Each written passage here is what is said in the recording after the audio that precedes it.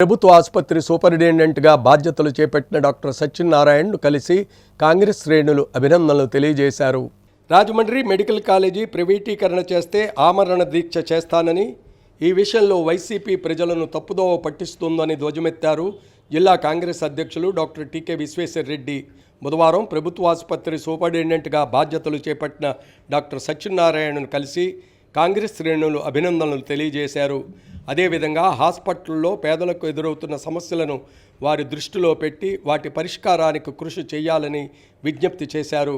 ఈ సందర్భంగా డాక్టర్ టీకే విశ్వేశ్వరరెడ్డి ఆసుపత్రి వద్ద మాట్లాడుతూ, రాజమండ్రి మెడికల్ కాలేజీ ఇప్పటికే ప్రారంభమైందని, ఇది తిరిగి ప్రైవేట్ చేయడం జరగదని, కానీ రాజమండ్రి సిటీ వైసీపీ ఈ అంశంలో ప్రజలను తప్పుదారి పట్టించేలా ప్రచారం చేస్తుందని, ఇదంతా గమనించాలని కోరారు.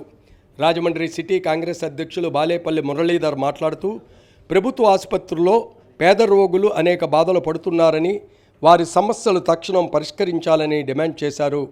కార్యక్రమంలో పిసిసి ఉపాధ్యక్షులు మార్టిన్, రాజమండ్రి సిటీ కాంగ్రెస్ ప్రధాన కార్యదర్శి పట్నాల శ్రీనివాస్, నిడదవోలు కాంగ్రెస్ నియోజకవర్గం ఇన్ఛార్జి మేడవరపు భద్రం దొర, కాంగ్రెస్ డాక్టర్ సెల్ అధ్యక్షులు డాక్టర్ రాజశేఖర్, కాంగ్రెస్ నేతలు బెజవాడ రంగారావు, దేవత సుధాకర్ తదితరులు పాల్గొన్నారు.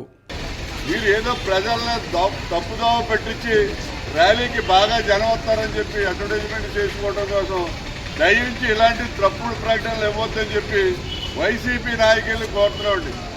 మీరు ఎవరో కూడా ఈ రాజమండ్రి గవర్నమెంట్ మెడికల్ కాలేజీని ప్రైవేట్ పరం చేయలేరు. ఎందుకంటే గవర్నమెంట్ ఆధ్వర్యంలో స్టార్ట్ అయిపోయింది. ఇది ఆల్రెడీ రన్నింగ్ 2 years కూడా రన్ అయిపోయింది.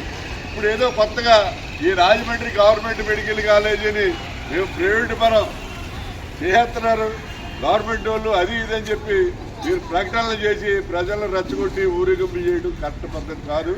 ఈ రాజమండ్రి గవర్నమెంట్ మెడికల్ కాలేజీ ఎట్టి పరిస్థితుల్లోనూ కూడా ప్రైవేట్ పరం అవ్వదు.